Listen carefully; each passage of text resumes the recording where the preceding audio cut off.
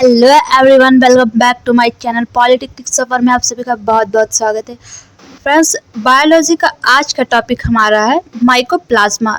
आज हम अध्ययन करेंगे माइकोप्लाज्मा के बारे में।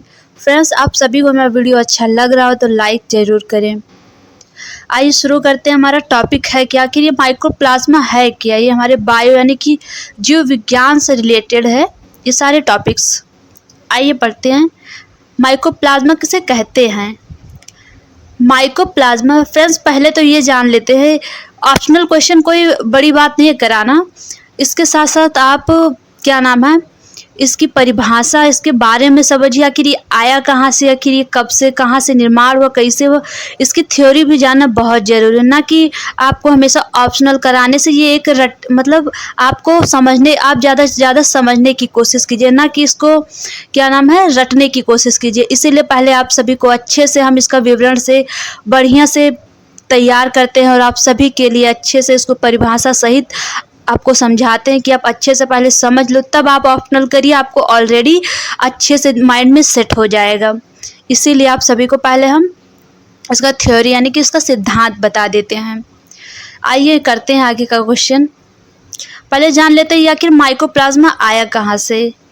माइकोप्लाज्मा एक ऐसा बैक्टीरिया है जो शरीर के विभिन्न अंगों को संक्रमित कर सकता है। माइकोप्लाज्मा बैक्टीरिया का प्रकार शरीर में प्रभावित क्षेत्र को संक्रमण का कारण तय करता है। हालांकि सभी संक्रमणों में एक बात समान है, अन्य बैक्टीरिया के विपरीत माइकोप्लाज्मा में कोशिका भित्त नहीं होती है और अन्य बैक्टीरिया की तुलना में वे बहुत छोटे होते हैं।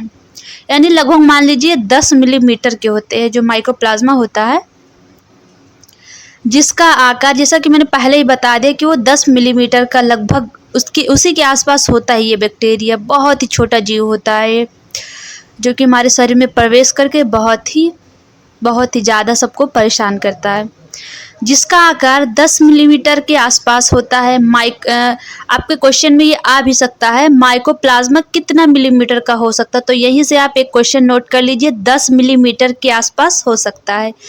आइए आगे बढ़ते हैं। माइक्रोप्लाज्मा को विभिन्न तापमान दाब पर उत्पन्न किया जा सकता है और यह अतापीय प्लाज्मा हो सकता है। आइए हमारा नेक्स्ट टॉपिक है। ये ऐसे जीवधारी होते हैं जिनमें कोशिका भित्त नहीं पाई जाती है। माइकोप्लाज्मा सबसे सूक्ष्म जीव होते हैं, यानी इसका मीन्स होता है सूक्ष्म, मतलब बहुत ही छोटी जीव होती है। बिना इसको माइक्रोस्कोप के हम सहायता से इसको देख ही नहीं सकते हैं। हमारा टॉपिक है फिर सन 1898 में फ्रांस के वैज्ञानिक ई निकॉर्ड तथा ई राक्स ने प्लूरोनिमोनिया से पीड़ित पशु के पार्श्व तरल में इन जीवों की खोज की। मतलब माइकोप्लाज्मा की खोज कहाँ से हुई, तो ये प्लूरोनिमोनिया से पीड़ित पशु, यानी कि कोई कोई रोग होता है प्लूरोनिमोनिया जो कि पशु में पाया जाता है। यह किस वैज्ञानिक ने खोजा था, नोकार्ड ने माइकोप्लाज्मा की खोज की थी। सेकंड हमारा ये क्वेश्चन हो गया। ऐसे ऐसे आप पढ़ते पढ़ते आप कई क्वेश्चंस आपके क्या नाम है डिफिनीशन से ही तैयार हो जाएंगे। आइए आगे बढ़ते हैं। तो फ्रेंड्स, अभी आपको बताया है कि जो हमारा माइक्रोप्लाज्मा है ये निकॉर्ड जी के द्वारा खोजा गया है। प्लूरोनिमोनिया से पीड़ित पशु यानी कि उनके तरल में इन जीवों की खोज की। सूक्ष्म जीव को प्लूरोनिमोनिया लाइक ऑर्गेनिज्म कहा जाता है। क्या कहा जाता है फ्रेंड्स, सूक्ष्म जीवों को प्लूरोनिमोनिया लाइक ऑर्गेनिज्म। आपसे कोई भी क्वेश्चन आ भी सकता है पेपर में, सूक्ष्म जीव किसे कहा जाता है। तो फ्रेंड्स ये भी अपने माइंड में सेट कर लीजिए, प्लूरोनिमोनिया को भी कहा जा सकता है, कहा जाता है, कहा जा सकता नहीं है, वो ऑलरेडी फिक्स है। छोटी जीवों को हम यानी कि जितने भी माइक्रो ऑर्गेनिज्म भी हैं उन सभी को हम प्लूरोनिमोनिया कह सकते हैं। आइए हम अपने नेक्स्ट टॉपिक पे बढ़ते हैं। सन 1962 में एच मारोविट एवं एम टोर्टालेट ने मुर्गियों का श्वसन रोग माइकोप्लाज्मा जनित बताया था। यानी कि एक वैज्ञानिक थे हमारे एच मारोविट और एम टार्टोलाट। इन्होंने जो मुर्गियों में यानी कि जो मुर्गियों को सांस लेने में प्रॉब्लम होती है, तब इसका मुख्य कारण ये बताया था, ये माइकोप्लाज्मा जनित रोग के कारण इनको सांस लेने में प्रॉब्लम होती है। क्या नाम है, हमारा क्वेश्चन है आगे का, माइकोप्लाज्मा का वर्गीकरण। माइकोप्लाज्मा का वर्गीकरण। तो आइए बढ़ते हैं आगे, हम पढ़ते हैं। सन 1966 में अंतर्राष्ट्रीय जीवाणु नामकरण समिति ने माइकोप्लाज्मा को जीवाणुओं से अलग करके वर्ग मालिक्यूटस में रखा है। मतलब कि आज तक जितने भी जीवाणु यानी कि जितने भी बैक्टीरिया आए हैं, सब का मतलब एक कैटेगरी में रख के, लेकिन माइकोप्लाज्मा एक ऐसा बैक्टीरिया निकला, ये सबसे अलग निकला। यानी कि हर बैक्टीरिया से इसको अलग माना गया। इसको क्या नाम है, अलग कैटेगरी में रखा गया। किस में रखा गया, वो जो कैटेगरी था हमारा मालिक्यूटस में रखा गया। आइए पढ़ते हैं हम मालिक्यूटस के बारे में, आखिर ये कैसा कैटेगरी है। क्या नाम है, हमारा फर्स्ट टॉपिक है वर्ग मालिक्यूट्स, एंड सेकंड है हमारा माइकोप्लाज्मा टेल्स, और नेक्स्ट है हमारा वंश माइकोप्लाज्मा। यानी कि इसको 3 कैटेगरी में रखा गया। आइए कुछ माइकोप्लाज्मा के लक्षण जान लेते हैं कि ये कैसे होता है। ये सूक्ष्मतम एक प्रोकैरियोटिक जीव है जो स्वतंत्र रूप से वृद्धि और प्रजनन करते हैं। यह बहुरूपी होते हैं अतः इन्हें पादप जीव जगत का जोकर भी कहा जाता है। यानी कि ये हमारे प्लांट सेल की क्या नाम है, जोकर कहा जाता है इसे। आपके पेपर में ये क्वेश्चन यहाँ बन सकता है कि पादप जगत का जोकर किसे कहा जाता है, तो आप सभी ये बता देंगे कि उसे माइकोप्लाज्मा को कहा जाता है। आइए आगे बढ़ते हैं। हमारा नेक्स्ट टॉपिक है इनमें कोशिका भित्त अनुपस्थित होता है। ये भी क्वेश्चन बन सकता है पेपर में, किस बैक्टीरिया में कोशिका भित्त नहीं होती। तो फ्रेंड्स, ये हमारा यानी कि सेल वॉल जिसमें अनुपस्थित होती है वो हमारा माइकोप्लाज्मा है। यहाँ से भी आपका एक क्वेश्चन बन सकता है। तथा केवल जो द्रव कला उपस्थित होते हैं जो कि 3 स्तरीय होती हैं। इन्हें वृद्धि के लिए स्टेराल की आवश्यकता होती है। यानी कि अगर इनका वृद्धि हो तो किसकी आवश्यकता होती है, स्टेराल की आवश्यकता होती है।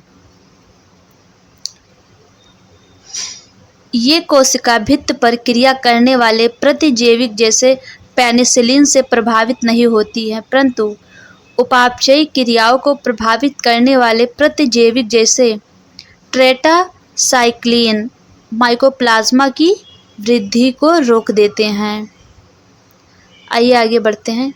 इनका आकार 100 से 500 nm तक होता है, इसलिए इन्हें जीवाणु फिल्टर से नहीं छाना जाता है। आइए आगे बढ़ते हैं। इनके कोशिका द्रव में राइबोसोम पाया जाता है। क्या पाया जाता है फ्रेंड्स, इनके यानी कि माइकोप्लाज्मा के जो सेल वॉल है, सेल मटेरियल है, उसमें क्या पाया जाता है, राइबोसोम पाया जाता है। और क्या पाया जाता है, या दोनों प्रकार के न्यूक्लियस अम्ल, जैसे कि हम दोनों प्रकार यानी कि आरएनए डीएनए भी पाया जाता है। डीएनए का फ्रेंड्स यहाँ एक क्वेश्चन बनता है आपका, डीएनए का खोज किसने किया था। तो आप सभी को पता होगा वाटसन एंड क्रिक ने किया था। और डीएनए की जो संरचना होता है वो डबल हेलिक्स होती है, इस टाइप की होती है। डीएनए की फुल फॉर्म क्या होती है, deoxyribose nucleic acid, and RNA की फुल फॉर्म क्या होती है, राइबोज न्यूक्लिक एसिड। यानी कि हमारे जो माइक्रोप्लाज्मा में दोनों प्रकार के न्यूक्लियस मतलब कि डीएनए आरएनए को कहा जाता है, MIYA में पाया जाता है। आइए आगे बढ़ते हैं। हमारा नेक्स्ट टॉपिक है ये किसी जीवित जंतु या पेड़ पौधे पर आश्रित रहते हैं तथा उनमें कई तरह की बीमारियां उत्पन्न करते हैं। कई बार ऐसे जीव मृत कार्बनिक पदार्थ पर मृतोपजीवी के रूप में भी पाए जाते हैं।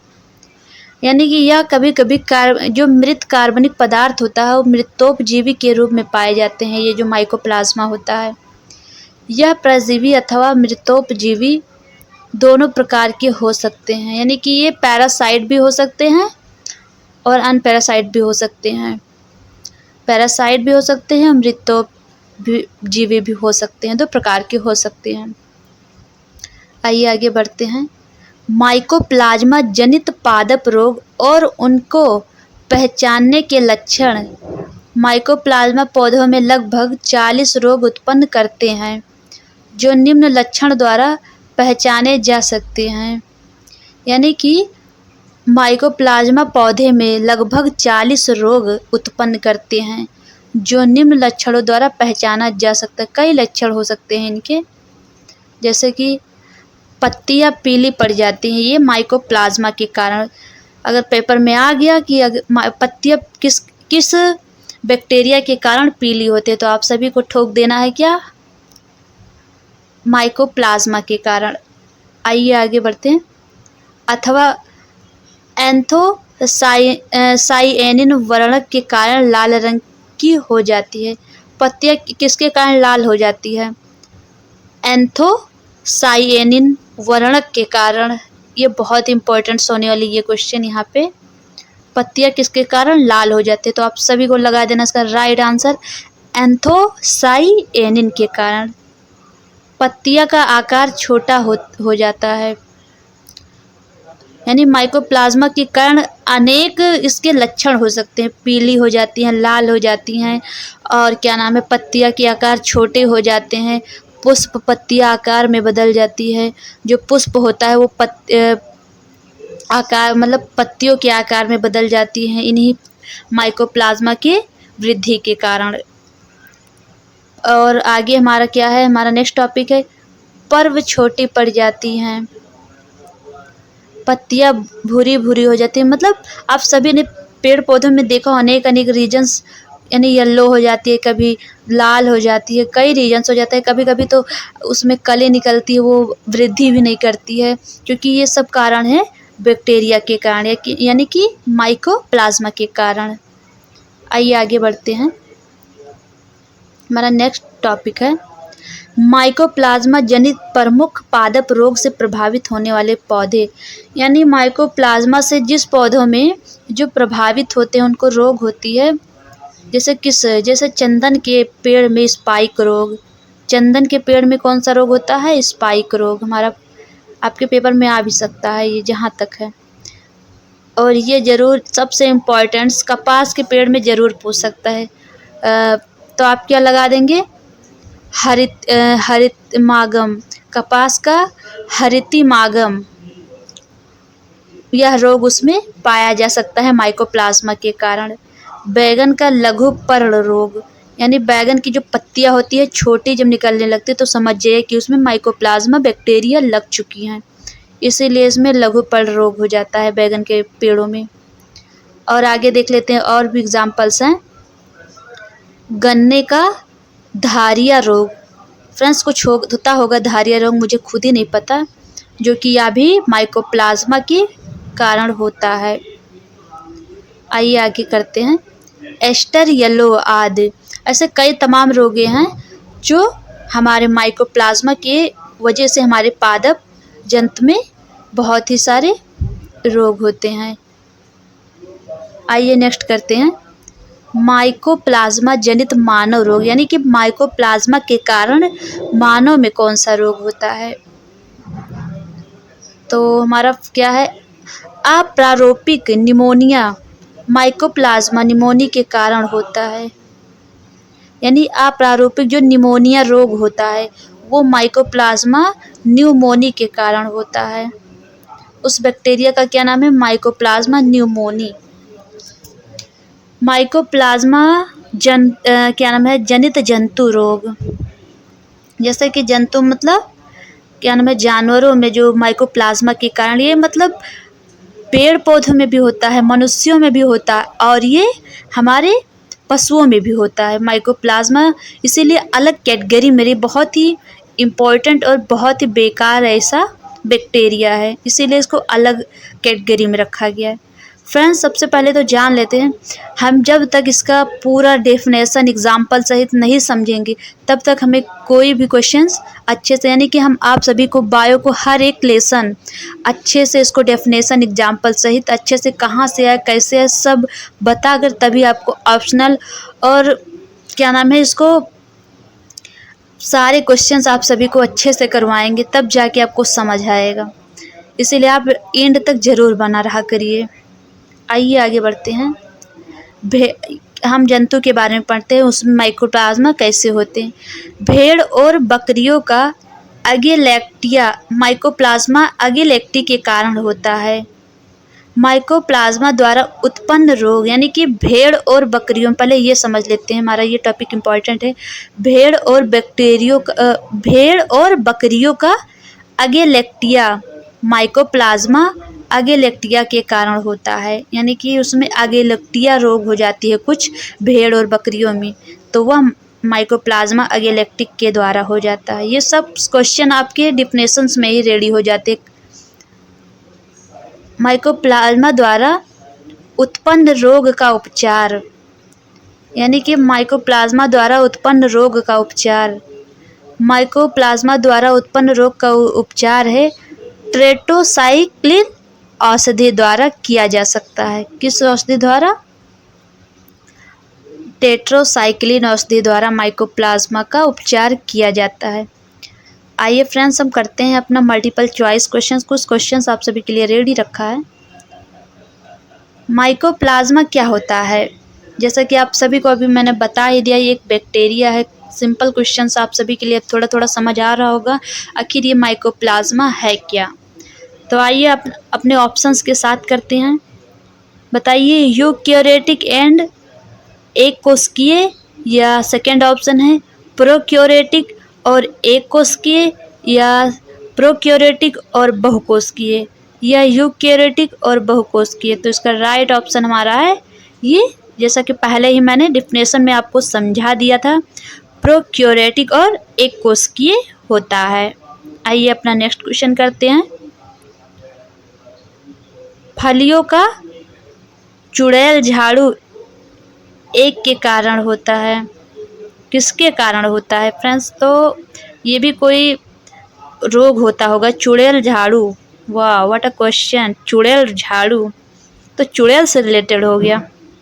फलियों का चुड़ैल रोग किसके कारण होता है? बताइए, कवक के कारण, फर्स्ट ऑप्शन हमारा है कवक के कारण, या जीवाणु के कारण, या माइकोप्लाज्मा के कारण, तो आप, या वायरस के कारण। फ्रेंड्स, जल्दी से इसका राइट आंसर आप सभी जल्दी से बताइए कमेंट बॉक्स में, जल्दी से। तो ये चुड़ैल झाड़ू आप सभी को बताना है। आप सभी के पास है 15 सेकंड, जल्दी से बताइए किसके कारण होता है। जो कि आप टॉपिक पढ़ रहे होंगे, आप ऑलरेडी आपको ये पता लग गया होगा, कमेंट में ज़रूर बताएं। चलिए कोई बात नहीं, हम ही बता देते हैं। ये फलियों का चुड़ैल झाड़ू रोग हमारे माइकोप्लाज्मा के कारण होता है, यानी कि हमारा इसका राइट ऑप्शन है सी ऑप्शन, माइकोप्लाज्मा। आइए आगे बढ़ते हैं। माइकोप्लाज्मा की यह प्रजाति मानव बांझपन का कारण बनता है, यानी कि मानव में जो बांझपन रोग हो जाता है यह माइकोप्लाज्मा के कारण ही होता है। किसके? तो फर्स्ट ऑप्शन है हमारा टी माइकोप्लाज्मस, बी ऑप्शन है हमारा एम फार्मेंटेंस, और सी ऑप्शन है एम होमिनिस, एंड डी ऑप्शन है उपरोक्त सभी। तो इसका राइट ऑप्शन हमारा है फ्रेंड, ये सभी कारण होते हैं बांझपन के कारण, यानी कि टी माइकोप्लाज्मा भी है, और हमारा एम फार्मेंटेंस भी है, और हमारा सी है एम होमिनिस भी है, और हमारा डी ऑप्शन है, यानी कि ये सभी रीजन्स हो सकते हैं माइकोप्लाज्मा के मानव बांझपन का कारण। ये सभी जो कि माइकोप्लाज्मा सब कैटेगरी है। इसका डी ऑप्शन राइट है। आइए तो आगे बढ़ते हैं। हमारा नेक्स्ट क्वेश्चन है, माइकोप्लाज्मा में प्राथमिक कोशिका शरीर का क्या कार्य करता है? श्वसन का, प्रजनन का, या उत्सर्जन का, या चयापचय? उपापचय रहा होगा फ्रेंड्स, या थोड़ा मिस्टेक हो गया है, उपापचय हुआ होगा, उपापचय। तो माइकोप्लाज्मा में प्राथमिक कोशिका शरीर में क्या कार्य करता है? यानी कि फर्स्ट ऑफ ऑल हमारे जो बॉडी में सेल का, यानी कि माइकोप्लाज्मा जो है हमारे सेल में, उसका फर्स्ट वर्क क्या होता है? तो बताइए, श्वसन का काम होता है, प्रजनन या उत्सर्जन? तो उसका राइट ऑप्शन हमारा प्रजनन का काम करता है। आइए नेक्स्ट क्वेश्चन करते हैं। इसे माइक्रोबायोलॉजिकल पार्क का जोकर कहा जाता है। आप सभी को मैंने डिफिनेशन में ही बता दिया था, यहाँ से क्वेश्चन बन सकते हो, ये आपके क्वेश्चंस में आ भी गया है। यानी कि हमारे बैक्टीरिया का जोकर किसे कहा जाता है? फर्स्ट ऑप्शन आपका है नॉन स्टॉप। फ्रेंड्स, आप सभी को आई होप ये क्वेश्चन का आंसर पता होगा। आप कमेंट बॉक्स में ज़रूर बताएं, तुरंत अभी जस्ट बताइए इसका राइट ऑप्शन क्या होगा। चलिए, इसका राइट ऑप्शन है माइकोप्लाज्मा। ना मेरा नॉन स्टॉक होगा, ये भी गलत, ना मेरा बैक्टीरिया होगा, जो कि हमारा राइट ऑप्शन है। आप सभी को मैंने ऊपर ही बता दिया है इनमें से, जो कि हमारा माइकोप्लाज्मा राइट है। आइए आगे बढ़ते हैं। ये ऑस्मोटिक रूप से निष्क्रिय हैं, ये ऑस्मोटिक रूप से निष्क्रिय हैं, यानी कि नॉन स्टॉक या माइकोप्लाज्मा या बैक्टीरिया या ये सभी। तो इसका राइट ऑप्शन हमारा है फ्रेंड्स माइकोप्लाज्मा। ऑस्मोटिक रूप से निष्क्रिय है ये। आइए नेक्स्ट क्वेश्चन करते हैं। वैनकाइमेसिन और पेनिसिलिन माइकोप्लाज्मा को प्रभावित नहीं करते हैं। कोई गाल्जी बॉडी नहीं है, या कोई माइटोकॉन्ड्रिया नहीं है, या कोई नाभिक नहीं है, या कोशिका भित्त नहीं होती। तो इसका राइट ऑप्शन हमारा है यह कोशिका भित्त, कोई कोशिका भित्त नहीं होती है। आइए आगे बढ़ते हैं।